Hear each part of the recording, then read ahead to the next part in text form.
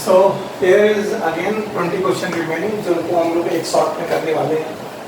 बाकी बचे हुए देखते हैं इसमें क्या क्या क्वेश्चन है। So 161 क्वेश्चन में there are some features given of the anatomy of the plant. Anatomy of the plant में कुछ फीचर दिए गए हैं। So पहला फीचर दिया गया है large number of scattered vascular bundle. अगर इस क्वेश्चन को किसी एक किसी फीचर से देखना था तो मैं इसी फीचर देख लूँ। Scattered vascular bundle monocot stem के अलावा कहीं नहीं होते। खैर दूसरा दिया है large conspicuous parenchymatous ground tissue. Parenchyma के ग्राउंड टिश्यू, ग्राउंड टिश्यू में डिफ्यूज ग्राउंड टिश्यू है, केवल पैरेन्काइमा है। एपिडर्मिस हाइपोडर्मिस के बाद there is no cortex, no pericycle, no endodermis, केवल पैरेन्काइमा का ग्राउंड टिश्यू है। इसके अलावा vascular bundle conjoint and collateral, conjoint collateral vascular bundle. देखिए कंजॉइंट कोलैटरल वेस्कुलर बंडल अपने आप स्टेम की तरफ आपको सूचना देते हैं, तो यहां से आप स्टेम जान गए। इसके अलावा phloem parenchyma absent. Phloem parenchyma absent मतलब नो सेकेंडरी डिपोजिशन और द स्टोरेज ऑफ मटेरियल। तो याद रखना मोनोकॉट के लोग ऐसा नहीं करते। तो इन फीचर की बेसिस पर आपको पता लगाना था ये कौन है। आपको मालूम है एपिडर्मिस होती है। एपिडर्मिस जो होती है, एपिडर्मिस के बाद यहाँ स्क्लेरेन्काइमा की हाइपोडर्मिस होती है। सो एपिडर्मिस के बाद देयर इज हाइपोडर्मिस, और हाइपोडर्मिस का यहाँ पर पूरा पैरेन्काइमा ग्राउंड टिश्यू, और फिर यहाँ स्कैटर्ड वेस्कुलर बंडल, और इन स्कैटर्ड वेस्कुलर बंडल के चारों तरफ बंडल से ये काम केवल मोनोकॉट स्टेम में होता है। सो अगर इन सारी चीजों को देखकर मुझे आंसर चूज करना पड़ेगा 161 का, सो मैं ऑप्शन चूज करूंगा 3, दैट इज मोनोकॉट स्टेम। और इस तरीके से मैं मोनोकॉट स्टेम आंसर लगा के आगे बढ़ता हूँ। Okay, so this was the question number 161। Question number 161 के बाद there was a question number 162। 162 experimental verification of the chromosomal theory of inheritance was done by. याद रखना पहली बात एक थ्योरी दी गई क्रोमोसोमल बेसिस ऑफ इनहेरिटेंस। इस थ्योरी में कहा गया था कि जो मेंडल के फैक्टर हैं, इसकी तरह बिहेव अगर कोई कर सकता है तो वो क्रोमोसोम है। क्रोमोसोम पेयर में होते हैं, फैक्टर भी पेयर में होते हैं। फैक्टर गैमेट बनाते वक्त अलग हो जाते हैं, क्रोमोसोम भी गैमेट बनाते वक्त अलग हो जाते हैं। और फिर बोला गया था इनका एसोसिएशन होता है जाइगोट में फैक्टर का और क्रोमोसोम का भी एसोसिएशन। ये क्रोमोसोमल बेसिस ऑफ इनहेरिटेंस दिया गया था सेकंड एंड ब्रॉवेली में, लेकिन इसको एक्सपेरिमेंटल प्रूफ नहीं कर पाए। क्रोमोसोमल बेसिस ऑफ इनहेरिटेंस को प्रूव किया था टीएच मॉर्गन ने। याद रखना टीएच मॉर्गन, इन्होंने ड्रोसोफिला पे काम किया था और एक्स लिंक कैरेक्टर के बारे में कुछ बताया था। एक्स लिंक कैरेक्टर के बारे में बताया था, तो उन्होंने बताया था कि कैरेक्टर में भी एक्स क्रोमोसोम लिंक, यानी फैक्टर में भी link to the chromosome. Factor correct control करते हैं कैरेक्टर को। सो अगर कैरेक्टर क्रोमोसोम से लिंक है तो we can say that the factor is linked with the chromosome.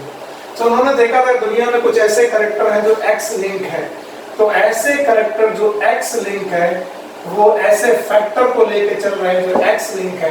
तो टीएच मॉर्गन जी ने इसको एक्सपेरिमेंटली प्रूव कर दिया था, और इसके लिए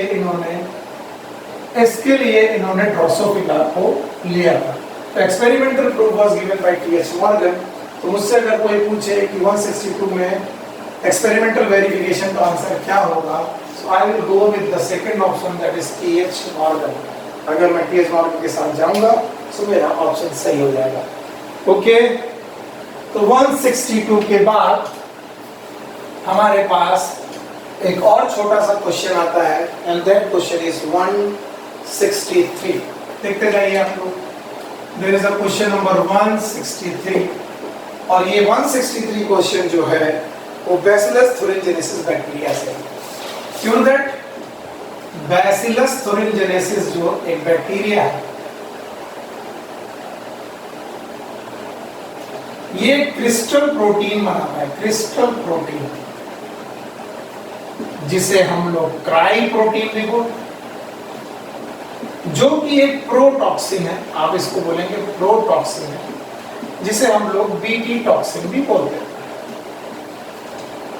अब इस बैक्टीरिया का ये टॉक्सिन जब कभी भी इंसेक्ट खाते हैं, यानी कि ये बीटी टॉक्सिन इंसेक्ट के पेट में जाता है, तो मिड गट में जाकर के ये एल्कलाइन, इसके पीएच चेंज होने की वजह से, मीडियम में चेंज होने की वजह से एक्टिव टॉक्सिन बन जाता है, और एक्टिव टॉक्सिन होने की वजह से इंसेक्ट की मिड गट को परफोरेट कर देता है और इंसेक्ट की डेथ करता है।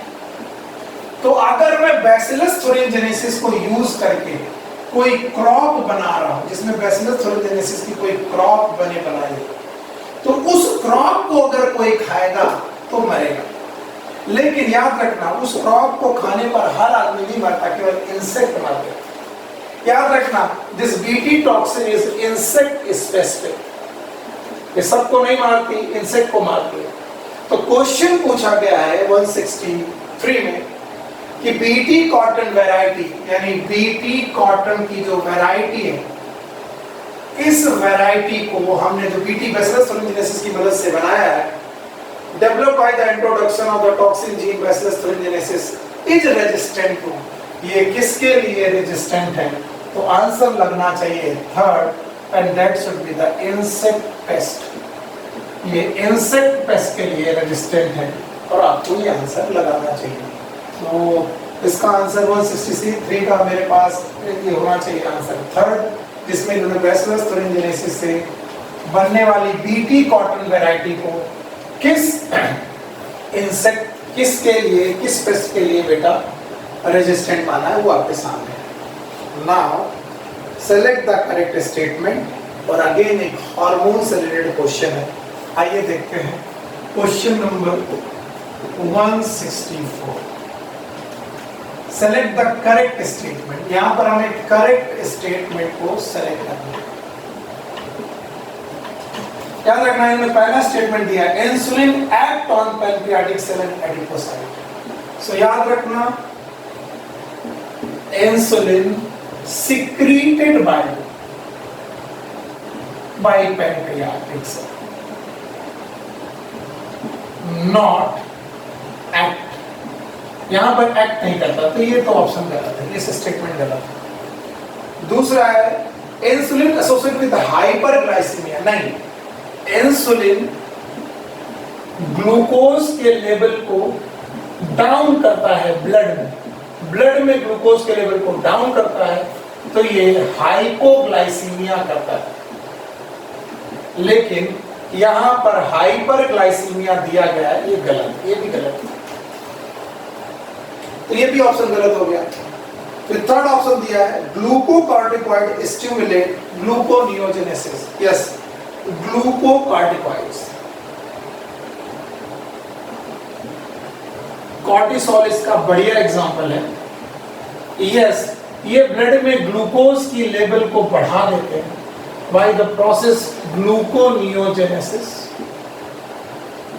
इसके अलावा ये लाइपोलिसिस भी करते हैं, लाइपोलिसिस भी करते हैं, एटसेट्रा। तो याद रखना, ये ऑप्शन सही है। सो आप अगर थर्ड ऑप्शन के साथ जाएंगे कि ग्लूकोकॉर्टिकॉइड्स ग्लूकोनियोजेनेसिस बढ़ा लेते तो अच्छा रहेगा। चौथा ऑप्शन है glucagon is associated with hypoglycaemia, no, glucagon जो होते हैं वो हाइपरग्लाइसीमिया करते हैं, सो वो ऑप्शन भी गलत है। तो I will go with the third option, 164 का थर्ड ऑप्शन।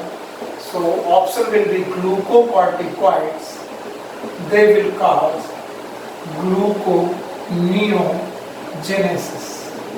अगर आपके पास एक क्वेश्चन आता है और आप इसे सॉल्व कर लेते हैं तो I will be the happiest person, आपको ये समझ में आना चाहिए।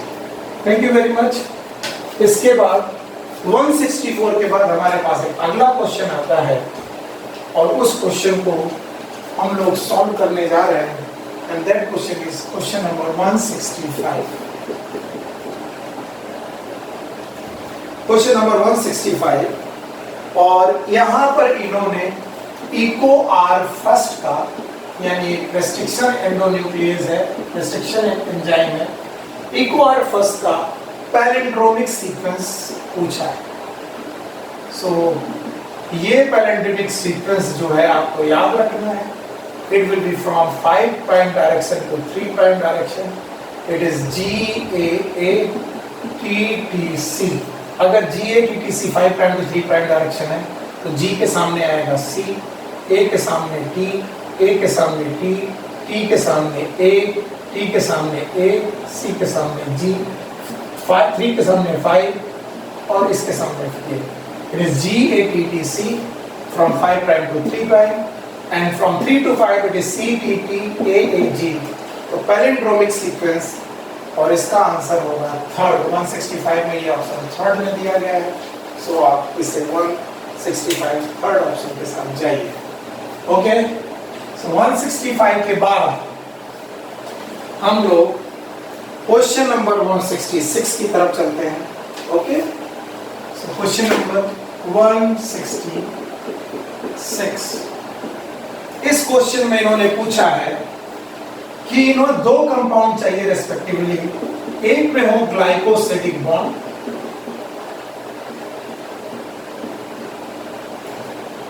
और दूसरे में होने चाहिए पेप्टाइड बॉन्ड। सो हम लोग जानते हैं हमें एक्चुअली ऑप्शन में से एक पॉलीसेकेराइड चूज करना है और एक प्रोटीन चूज करना है और उन्होंने ऑप्शन दिए हैं। Option number 1 cellulose and lecithin. Cellulose तो पॉलीसेकेराइड है लेकिन लेसाइथिन प्रोटीन नहीं है, तो ये ऑप्शन गलत है। दूसरा इनुलिन, यस देखिए इनुलिन फ्रक्टोज का पॉलीसेकेराइड है, फ्रक्टोज का पॉलीसेकेराइड है।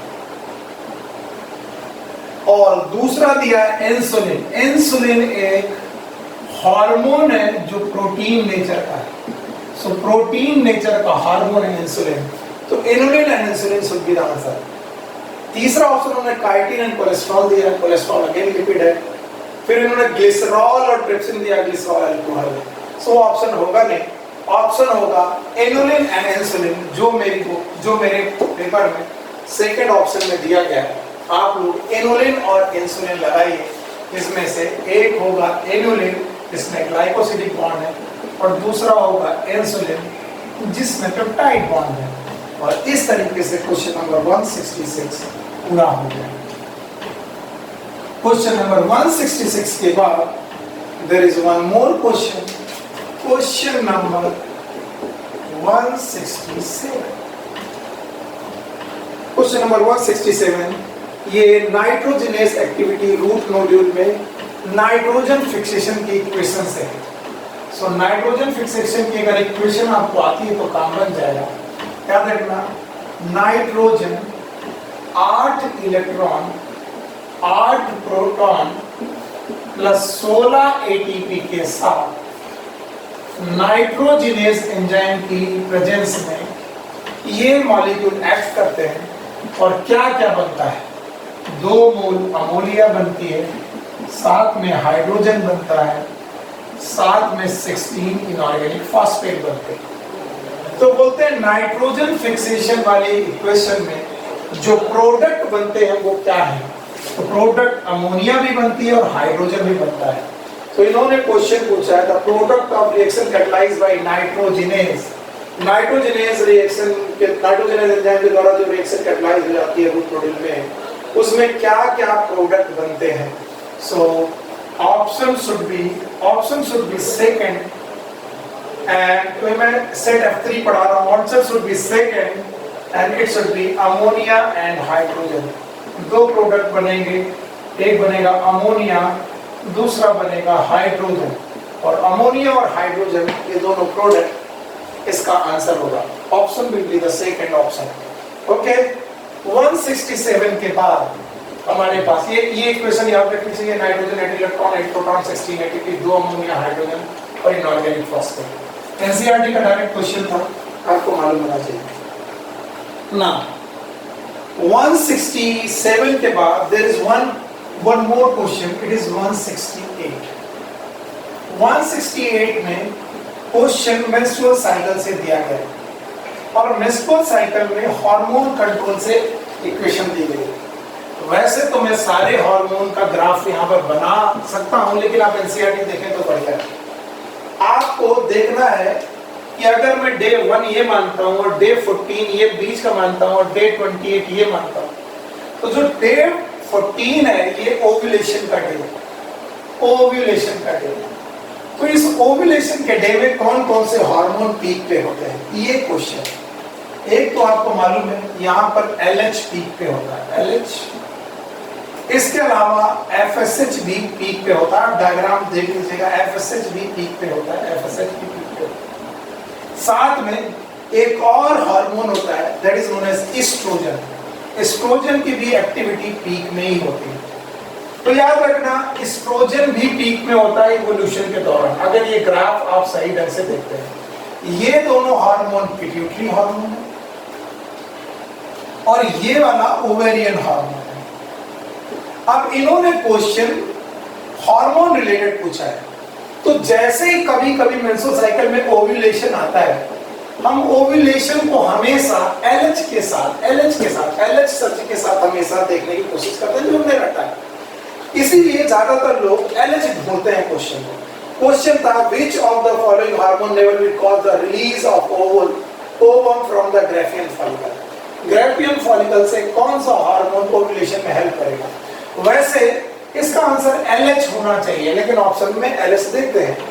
लो कंसंट्रेशन ऑफ LH, यहाँ पर ऑप्शन में दिया लो कंसंट्रेशन ऑफ LH, जो कि गलत होगा।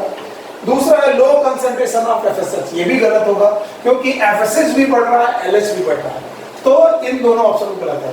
फिर high concentration of oestrogen, yes.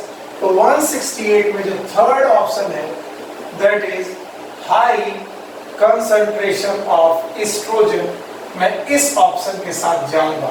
Although अगर मुझे LH पीक भी मिलता ऑप्शन में, तो मैं LH पीक के साथ भी इस ऑप्शन को ठीक करने की कोशिश करता, लेकिन LH पीक यहाँ पर दिया नहीं गया है, इस वजह से मैं LH के साथ नहीं जा रहा हूँ। यहाँ पर मैं हाई कंसंट्रेशन ऑफ एस्ट्रोजन के साथ जा रहा हूँ, जो कि मेरे सेट F3 में थर्ड ऑप्शन पर है, that is high concentration of estrogen. Okay, so ये था क्वेश्चन नंबर 168। 168 के बाद I have one more question, question number 169, and this question is related with the chordata, most important topic, one of the most important topic of the animal kingdom. It is related with the chordata, और chordata से related क्या क्या question है याद रखना। पहली बात तो chordata के 3 पार्ट में हम लोग बांटने की कोशिश करते हैं। One is known as urochordate, दूसरा सिफेलोकॉर्डेट और तीसरा है वर्टिब्रेटा। ठीक, और यूरोकॉर्डेटा में नोटोकॉर्ड केवल टेल में होती है, टेल में। सिफेलोकॉर्डेटा में हेड टू टेल तक होती है। वर्टिब्रेटा में जो नोटोकॉर्ड होती है केवल एम्ब्रियो में होती है, बाद में ये वर्टिब्रल कॉलम में चेंज हो जाती है, वर्टिब्रल कॉलम में चेंज हो जाती है, ये याद रखना। इसके बाद जो वर्टिब्रेटा या कॉर्डेटा के मेंबर है, इनका जो नर्वस सिस्टम होता है ये डॉर्सल साइड पर होता है, यानी ये देखिए ये हमारा स्पाइनल कॉर्ड है, डॉर्सल साइड पर होता है। ट्यूबुलर होता है, ट्यूबुलर होता है मतलब स्पाइनल कॉर्ड ट्यूबुलर हेड से लेकर के स्पाइनल कॉर्ड ट्यूबुलर होता है, और हॉलो होता है, ये याद रखना। अब इससे जुड़े हुए क्वेश्चन पूछते हैं कि 169 में कौन कौन से स्टेटमेंट ट्रू है। पहला statement, in Urochordata notochord extend from the head to tail. वो बोलते हैं यूरोकॉर्डेटा में हेड टू टेल तक नोटोकॉर्ड होती है। ये ऑप्शन गलत, तो पहला ऑप्शन गलत, ऐसा नहीं होता, केवल टेल में होता। दूसरा, in vertebrata notochord present during embryonic period only, लेकिन बाद में ये वर्टिब्रल कॉलम में चेंज हो जाती है। तो ये कुछ कुछ सही लग रहा है। अगला ऑप्शन देखते हैं, ये ऑप्शन सही लग रहा है, सेकंड ऑप्शन सही लग रहा है कि वर्टिब्रेटा में नोटोकॉर्ड एम्ब्रियो में प्रेजेंट होती है और फिर वर्टिब्रल कॉलम में सही है, यानी बी ऑप्शन सही लग रहा है। फिर C, central nervous system is hollow and dorsal, so हमारा सी ऑप्शन भी दिख रहा है, dorsal tubular hollow nervous system, ये भी सही लग रहा है, सी भी सही लग रहा है। फिर chordata divided to 3 subphyla, hemichordata, tunicata and cephalochordata. नहीं, कॉर्डेटा से हेमिकॉर्डेटा कभी नहीं पाया जाता, hemichordata is not the member of the chordata, तो चौथा ऑप्शन भी गलत। इसका मतलब ए गलत, बी सही, सी सही और डी भी गलत। तो मैं एक ऐसा ऑप्शन चूज करूंगा जिसमें बी एंड सी करेक्ट हो, और बी एंड सी करेक्ट वाला जो ऑप्शन मेरे को दिख रहा है वो है सेकंड ऑप्शन। तो मैं 69 क्वेश्चन में, 169 क्वेश्चन में मैं सेकंड ऑप्शन में जाऊंगा जिसमें B and C they are correct, और इस तरीके से मैं बताऊंगा कि नोटोकॉर्ड एम्ब्रियोनिक कंडीशन में थी, वर्टिब्रल कॉलम में चेंज होती है, डॉर्सल ट्यूबुलर नर्वस सिस्टम में। याद रखेंगे। सो हम लोग 169 वाले क्वेश्चन में जाएंगे विद द नोटोकॉर्ड। इस तरीके से हमारा क्वेश्चन सॉल्व हो जाता है। 169 के बाद there is one more question, question 170। There is one more question, this question is 170। हम इस 170 क्वेश्चन को सॉल्व करने की कोशिश करते हैं। बोलते हैं bilateral symmetrical acoelomate animal are exemplified. हमें दो चीजें दी गई हैं, एक तो बायलैटरल सिमेट्री दी गई है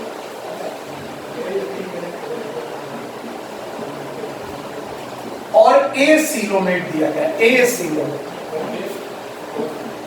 अब एसिलोमेट में बड़े बड़े 3 एग्जाम्पल अगर मैं पढ़ाऊं, सो एक एग्जाम्पल है पोरीफेरा, एक है सीलेंटेटा, सीलेंटेटा के साथ आप टीनोफोरा को भी ले लीजिए, और एक है प्लेटीहेल्मिंथेस।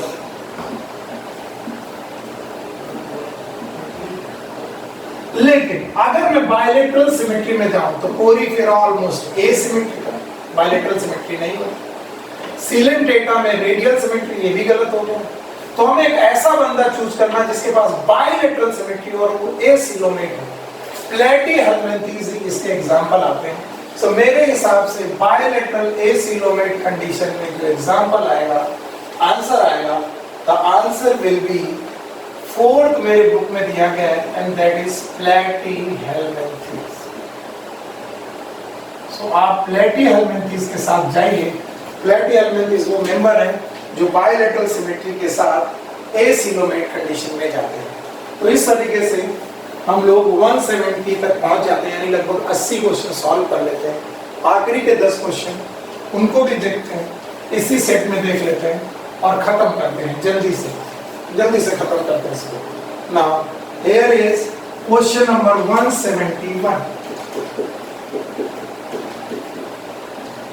क्वेश्चन नंबर 171, इसमें पूछा गया which of the following region is globe exhibit highest species biodiversity? Highest species biodiversity। ये तो आपको डायरेक्ट आंसर मिलना चाहिए। It is Amazonian rain forest. Amazonian rain forest दुनिया में सबसे ज्यादा बायोडायवर्सिटी वाले हैं। अगर ऑप्शन देखोगे तो 171 में अमेजोनियन रेन फॉरेस्ट का जो ऑप्शन है, ये आई थिंक मेरे बारे में सेकंड में अमेजोन के नाम से दिया गया है। Amazon having the highest species biodiversity. This was the question number 171। Direct question था, इसका कोई कॉन्सेप्ट नहीं था। आगे बढ़ जाइए। 171 के बाद आता है 172। अगेन मैचिंग का क्वेश्चन है। Question number 172। यहाँ पर कुछ डिसीज दी गई हैं। पहली है सिकल सेल अनीमिया, ओके। दूसरा है थैलीसीमिया, ओके ओके। तीसरा है मेरे पास एग्जांपल हीमोफीलिया, और चौथा है फेनाइलकेटोनुरिया। पर इनको मैच करना, करेक्ट देखना इसमें कौन सा करेक्ट है। सिकल सेल एनीमिया के सामने दिया गया autosomal recessive,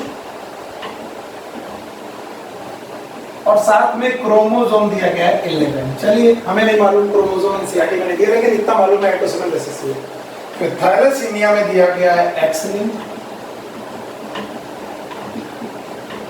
I think thalassaemia is autosomal, तो एक्स लिंक नहीं होगा। हीमोफीलिया में दिया वाई लिंक, नहीं हो सकता। Haemophilia I think X link होती है। And phenylketonuria is autosomal dominant. ये दिया गया, इसमें करेक्ट देखना है कि करेक्ट क्या है। तो एक्चुअली ये गलत है, ये गलत है, ये गलत है, ये फर्स्ट ऑप्शन सही है। So I will go with the first option. Sickle cell anaemia goes with autosomal recessive chromosome 11। अगर 172 भी हो जाता है तो हमारे पास अब 173 नाम का क्वेश्चन आता है। 173 क्वेश्चन आता है, सिंपल क्वेश्चन है। क्वेश्चन नंबर 173 आप ध्यान से देखेंगे। क्वेश्चन नंबर 173 में देखा गया which among the following is the most abundant protein in animal. देखिए, मोस्ट अबंडेंट प्रोटीन, इसके दो क्वेश्चन बनते हैं, एक तो प्लांट में और एक एनिमल में और एक ओवरऑल। सो याद रखना, प्लांट में इसका आंसर है Rubisco, most abundant protein Rubisco, ये एक एंजाइम है। एनिमल में इसका एग्जांपल है कोलेजन। और अगर ओवरऑल पूछी जाए, मोस्ट अबंडेंट प्रोटीन पूछी जाए, तो इट इज रुबिस्को। लेकिन क्वेश्चन 173 था most abundant in animal world. So animal world में अगर मोस्ट अबंडेंट पूछी जाए, so I will go with the collagen. और अगर मैं कोलेजन के साथ जाऊंगा तो मेरे को यहाँ पर ऑप्शन मिलेगा 4। तो 173 का जो फोर्थ ऑप्शन है वो कोलेजन है, जो एनिमल वर्ल्ड में सबसे ज्यादा अबंडेंट प्रोटीन है। और इस तरीके से 173 वाला क्वेश्चन भी सॉल्व हो जाता है। 173 के बाद there is one more question, question number 174। और क्वेश्चन नंबर 174 ये क्वेश्चन है, इस क्वेश्चन में हमें डिसाइड करना है सेक्सुअली ट्रांसमिटेड डिसीज, एसटीडी का एग्जांपल देखना है। हमारे पास चार ऑप्शन में से पहला ऑप्शन है एड्स, दूसरा मलेरिया, तीसरा है फाइलेरिया। ये पहला ऑप्शन है। एड्स हो सकता है, मलेरिया नहीं हो सकता, फाइलेरिया नहीं हो सकता, तो पहला ऑप्शन नहीं होगा। ऑप्शन नंबर 2 है हमारे पास कैंसर,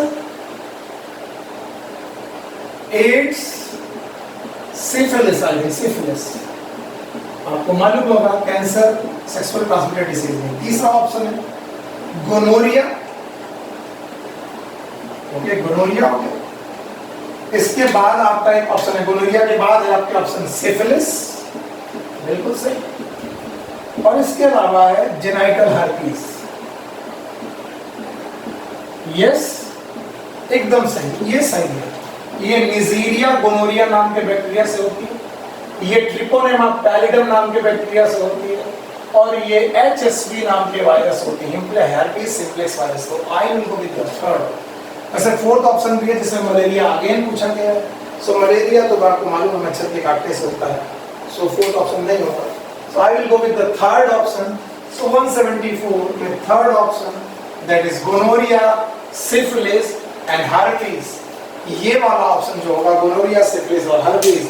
और आपको मालूम gonorrhoea is by Neisseria gonorrhoeae, syphilis by Treponema pallidum, genital herpes by the HSV herpes simplex virus. और इस तरीके से क्वेश्चन नंबर 174 भी सॉल्व हो जाता है। क्या हो गया? Okay, now the question number 175।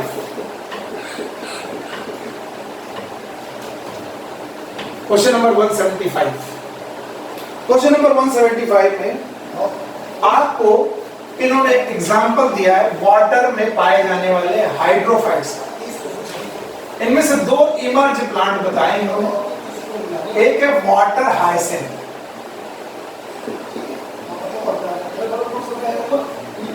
और वाटर लिली।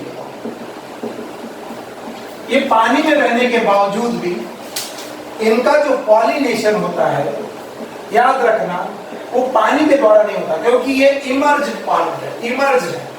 और इमर्ज प्लांट में पॉलन ग्रेन पानी से उठ के नहीं आ सकता, तो इसलिए पॉलन ग्रेन को या तो हवा से जाना पड़ेगा, विंड से जाना पड़ेगा, या तो इसे इंसेक्ट लेके जाएंगे। तो वाटर लिली और वाटर हाइसिंथ में जो पॉलिनेशन होगा वो होगा या तो इंसेक्ट या तो विंड।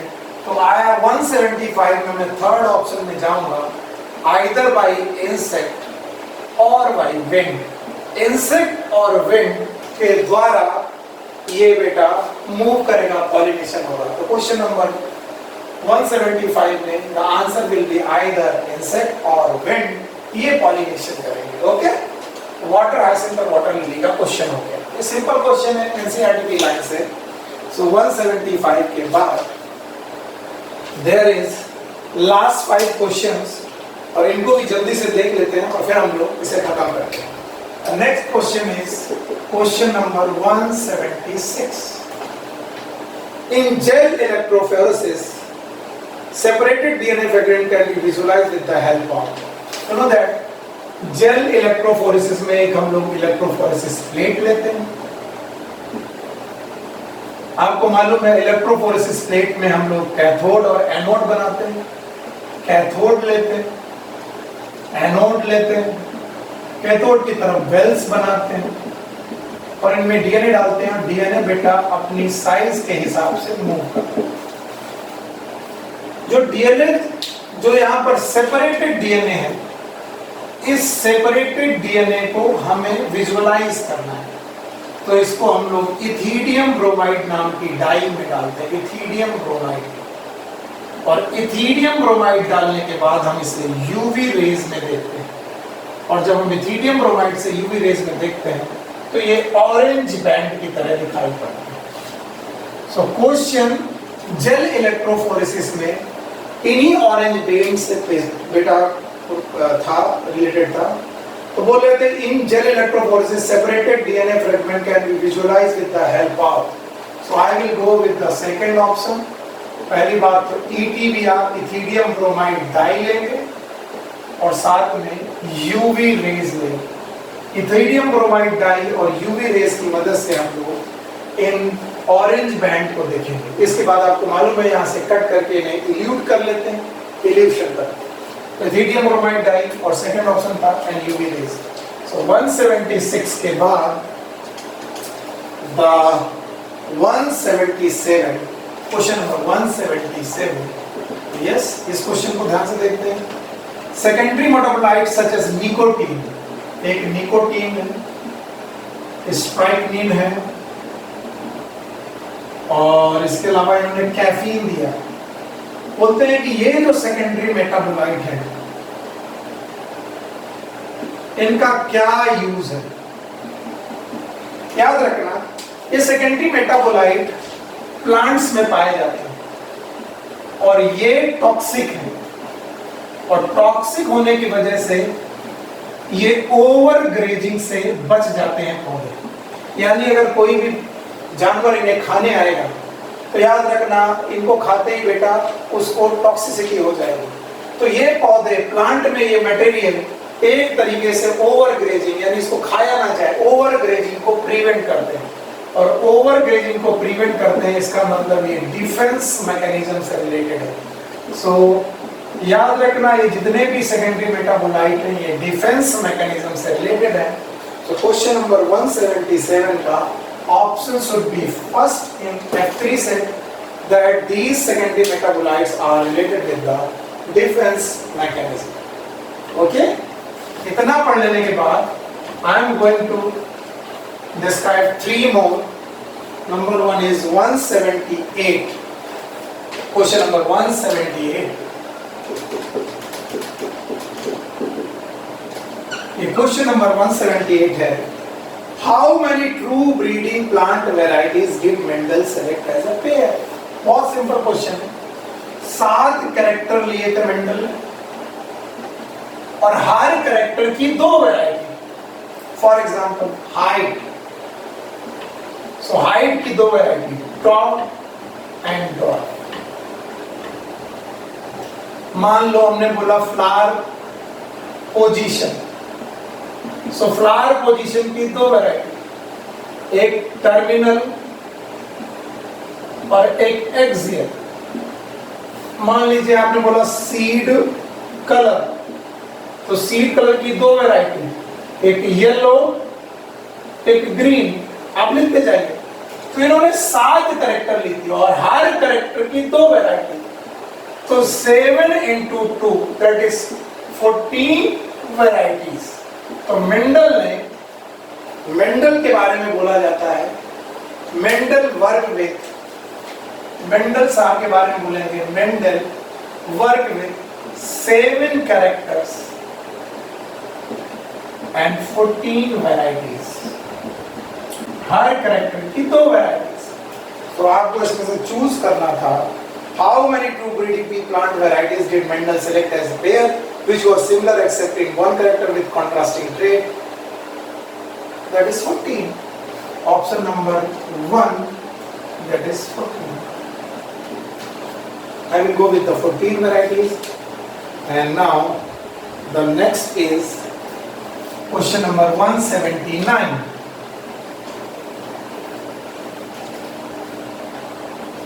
Question number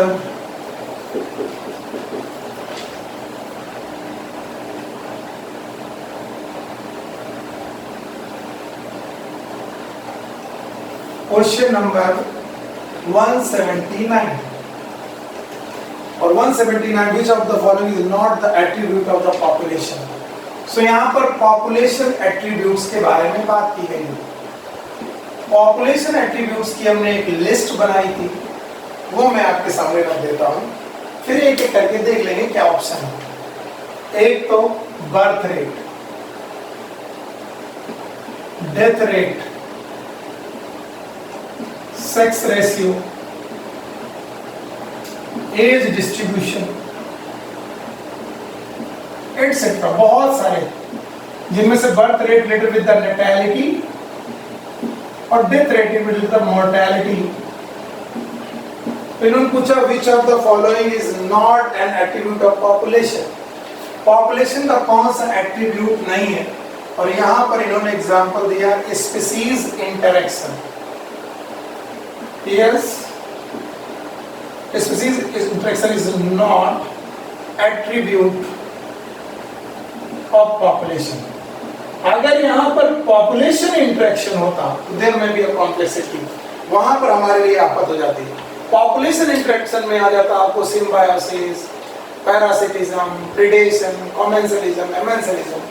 So यहाँ पर species interaction नहीं होगा, और I think ये मेरे सेट में ऑप्शन नंबर 2 है, that is known as species interaction.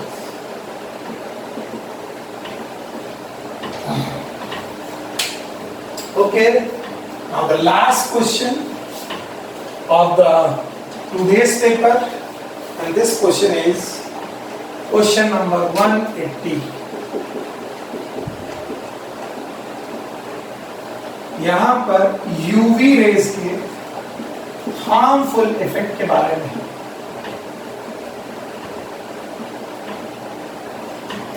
तो बोलते हैं यूवी रेस के हार्मफुल इफेक्ट में आपके पास अगर यूवी रेज में जो बी रेडिएशन है, इसका हाई डोज अगर आपकी आईज में पड़ जाए तो आपको एक बीमारी हो जाती है, It is known as snow blindness. So option देखते हैं क्या क्या हो सकते हैं। हाँ, इसमें दिया snow blindness in Antarctic region is due to high reflection of light from snow, damage to retina caused by infrared rays, freezing of fluid in the eye by low temperature, inflammation of cornea due to high dose of UV rays. Yes, harmful effect में cornea का inflammation है by high UV rays, it is known as snow blindness. So I will go with the fourth option, that is UVB radiation which cause the snow blindness. और इस तरीके से जो snow blindness के बाद हमारा टॉपिक कंप्लीट होता है. Thank you very much. मैंने अपनी तरीके से इन क्वेश्चन को सॉल्व करने की कोशिश की.